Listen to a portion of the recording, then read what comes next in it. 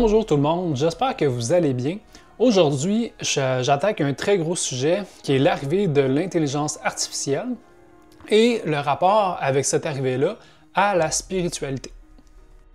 C'est un sujet qui amène beaucoup de débats, qui amène beaucoup d'animosité, puis qui amène en fait un espèce de mouvement révolutionnaire qui va nous marquer certainement, pas juste nous personnellement, mais toute l'humanité entière par rapport à la direction qu'on va prendre avec ça. Donc, j'ai beaucoup réfléchi sur l'intelligence artificielle. Ça fait longtemps qu'on en parle. C'est ceux qui s'intéressaient à la physique, par exemple, puis au machine learning, en tout cas, parce que ça date de quand même très longtemps, l'intelligence artificielle. Puis on parlait déjà, il y a plus que 10 ans, de quel impact ça pouvait avoir, cette arrivée-là. Donc, ça fait très longtemps que je suis intéressé à ça. Ça fait très longtemps que j'ai réfléchi aussi. Et en même temps que j'ai appris ça, j'ai aussi fait beaucoup de cheminement spirituel. J'ai fait beaucoup d'introspection pour arriver à la conclusion que je vais vous partager aujourd'hui.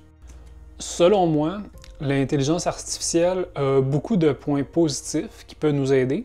Et il y a aussi beaucoup de points qui sont nuisibles pour notre propre quête et notre propre cheminement spirituel. Donc, c'est un couteau à double tranchant parce qu'à la fois, on a accès à une technologie qui accélère énormément le processus actuel qu'on a mis en place pour définir nos choses, pour le côté plus rationnel. L'intelligence artificielle, par son aspect global avec le web, avec l'Internet, il va accélérer énormément la prise de décision, le rendu, les conclusions. Donc, d'un point de vue développement technique, technologique, c'est quelque chose qui peut nous amener très très loin, très rapidement. Plus vite que si on utilise strictement les anciennes méthodes, par exemple quand on fait une recherche scientifique, on fait une observation en laboratoire sur un sujet, mais avec l'intelligence artificielle, ça va se passer beaucoup plus vite. Et même, ça va surpasser les outils qu'on utilisait avant, comme les statistiques, et la modélisation d'une étude. Donc, ça va beaucoup accélérer sur ce plan-là. Là où je crois qu'il faut être plus prudent, c'est dans l'aspect spirituel puis la perte de notre intuition. En tant qu'humain, tu sais, l'IA, dans le fond, comment elle fonctionne, elle va utiliser qu'est-ce qu'on lui donne, puis avec tout qu'est-ce qu'on lui donne, elle va faire un rendu puis une interprétation. Ça va être limité par rapport à qu'est-ce que l'humain peut faire puis qu'est-ce que l'humain peut aller. Parce que c'est strictement basé sur ce qui a été découvert à ce jour. Donc, nous, on manquerait beaucoup d'humilité de prétendre que tout ce qu'on sait, tout ce qu'on touche en ce moment, c'est ultime puis il n'existe rien d'autre.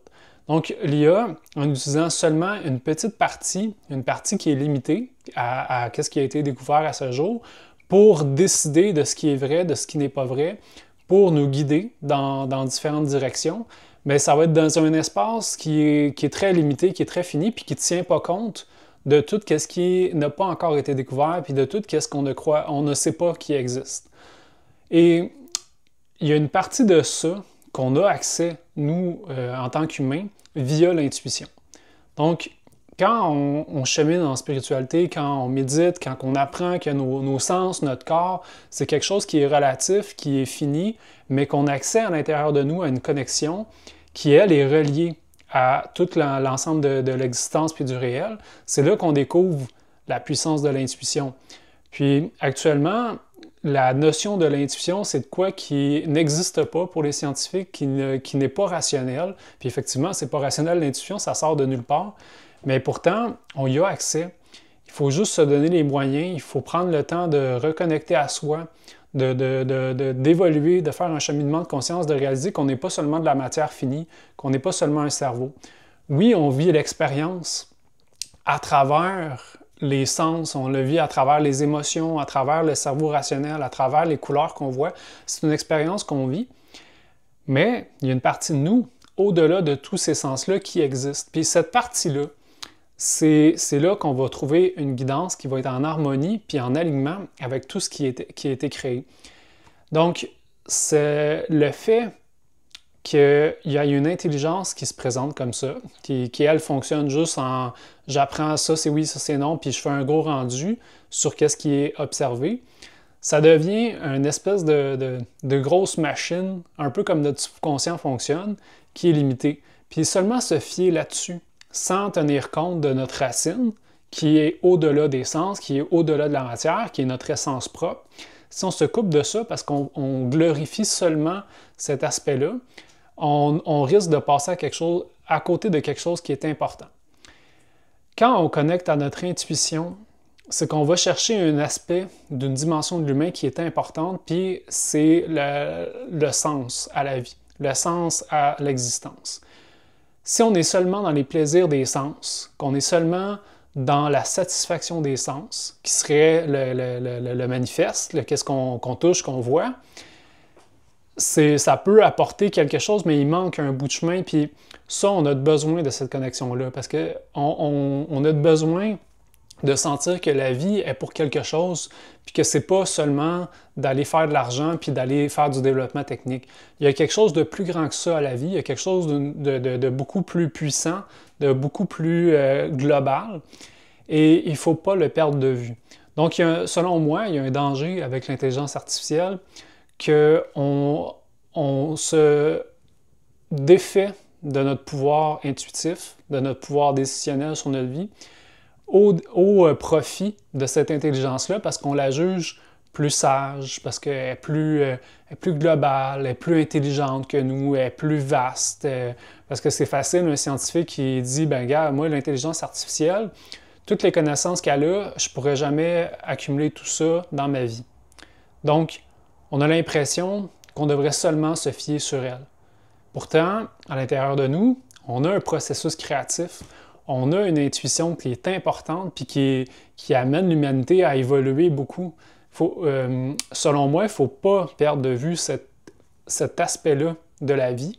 Il faut la cultiver parce que ça peut nous apporter justement des choses qui sont nouvelles que l'IA ne peut pas prédire. Parce que lui, c'est comme s'il est dans un chemin, un courant de pensée, puis là, c'est juste ça qui existe, c'est juste ça qu'on lui montre. Puis là, on lui dit, OK, là, fais-nous un chemin. Mais lui, il peut juste aller dans une direction, puis c'est la direction qu'on lui a donnée, d'après les informations qu'on lui a données. Il n'a pas accès à la conscience universelle. Il n'a pas accès à la création entière, au sens de la vie. C'est des questions qu'il ne sera pas capable de répondre parce qu'il est dans un champ limité. Et dans la façon qu'on a construit ce champ-là, on a seulement dit ça c'est ultime puis il n'existe rien d'autre. C'est seulement là-dessus qu'on peut baser notre réalité. Donc, nous, en tant qu'humains, on a une responsabilisation à faire par rapport à l'utilisation qu'on va faire avec l'intelligence artificielle. Et c'est de ne pas perdre justement des choix intuitifs au profit d'une intelligence qui est limitée. Ce qui est difficile avec tout ça, c'est que quand on parle d'intuition, c'est quelque chose qui n'est pas tangible, comme une tasse, comme de la matière. C'est quelque chose on ne peut pas attraper, qu'on ne peut pas toucher et qu'on ne peut pas contrôler. Donc, pour le commun des mortels, pour moi inclus, si j'ai le choix entre essayer de cheminer, de me défaire de mon ego, de toucher à cette partie-là à l'intérieur de moi, de la laisser s'exprimer, d'être à son écoute, versus prendre mon téléphone et dire qu'est-ce que je devrais faire aujourd'hui parce que j'ai mal à la tête, ben que lui, il va aller connecter avec l'IA puis il va dire ben il va falloir que tu fasses telle stratégie. Aujourd'hui, c'est la journée du lavage. Fais ton lavage, après ça, tu vas prendre une pause, après ça, tu vas faire ça, puis après ça, tu vas faire ça, parce que c'est la meilleure méthode de comment prendre soin de ta santé qu'on a pris, puis c'est appuyé sur tous les médecins du monde. Donc, toi, tu vas faire ça aujourd'hui, puis c'est ça qui va faire que tu vas être bien.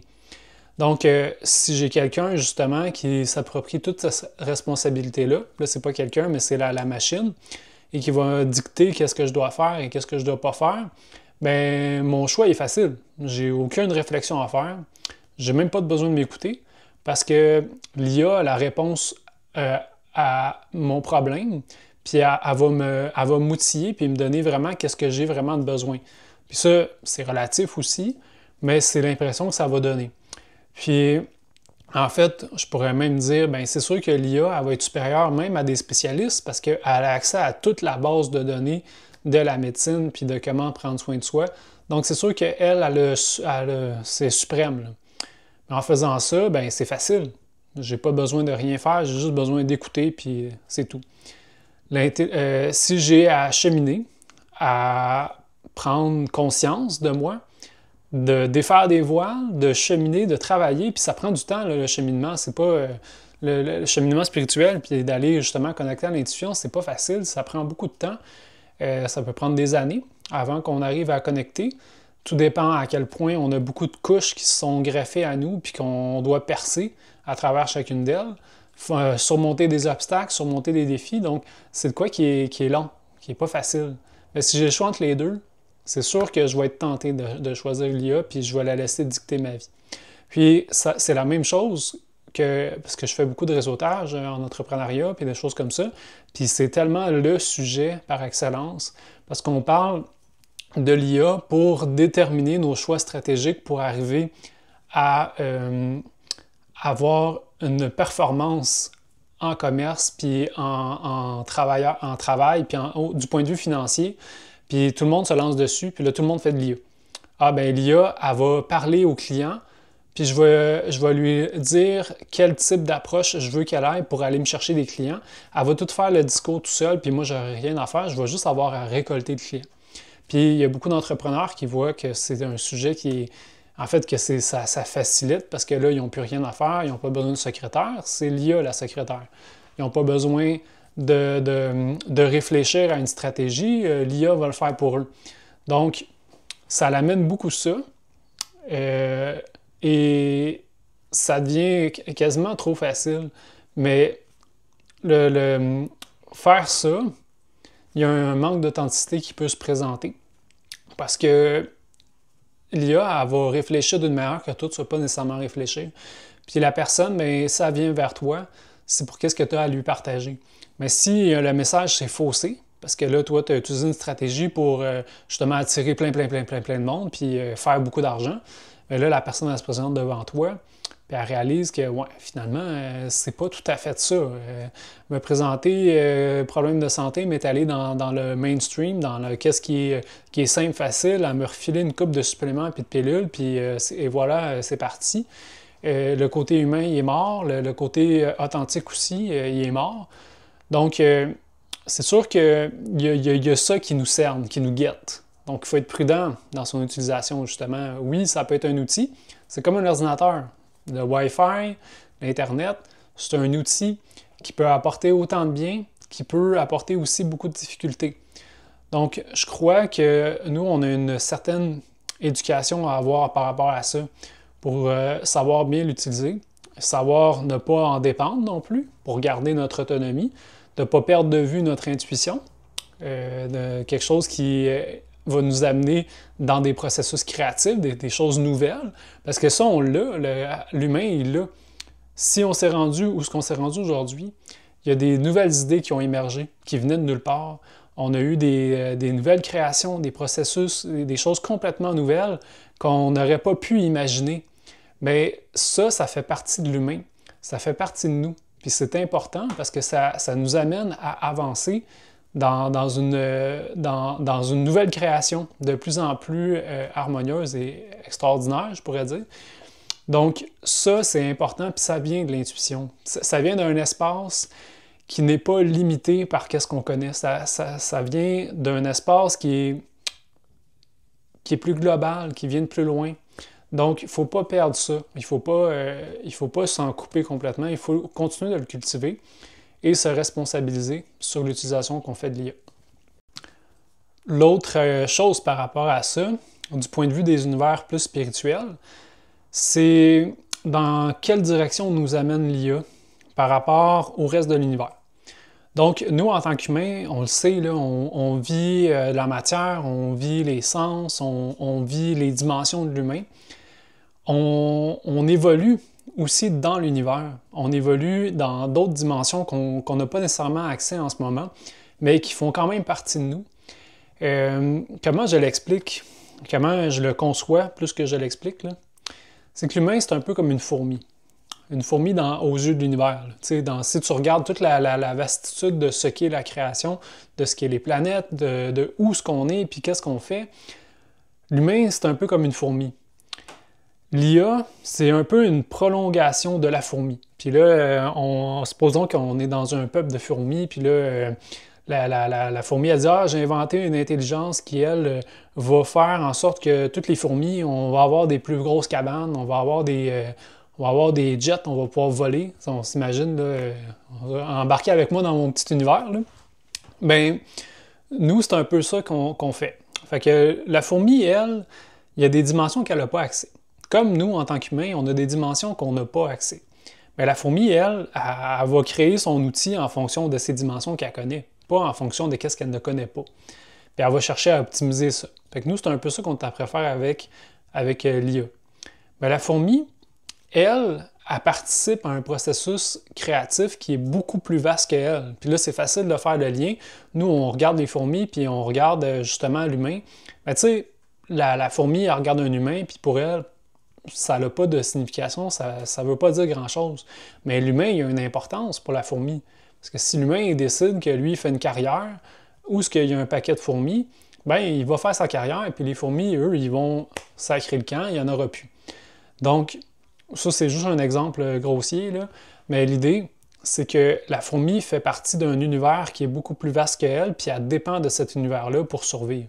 Qu'elle le veuille ou non, elle fait partie de cette création-là, et elle est reliée à cette création-là, puis elle dépend de cette création-là.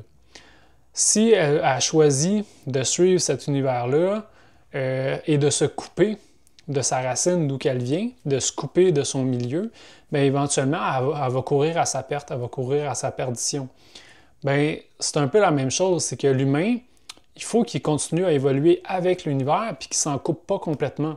Puis l'univers, bien, c'est pas seulement les sens, c'est pas seulement la matière, c'est tout ce qui est invisible aussi, qu'en ce moment, on n'a pas découvert, qu'on n'a pas suffisamment cheminé en tant qu'espèce, comme nous, on a accès à des choses que la fourmi n'a pas accès. Donc, on est en processus d'évolution, puis on le fait avec l'univers. Donc, si on choisit de s'en couper de cette intuition-là, qu'on choisit de se dissocier de l'univers, puis de faire quelque chose qui est fini, comme dans le petit univers de fourmis, bien, on passe à côté de quelque chose d'important. Donc, du point de vue spirituel, quand j'ai été confronté à cette idée-là, dire « Ah, ben, est-ce que je vais utiliser ChatGPT pour faire mes choix de contenu? » Puis là, mes guides, ils me disent c'est comme faire affaire avec un épais qui va décider qu'est-ce qui est important de dire puis qu'est-ce qui ne l'est pas.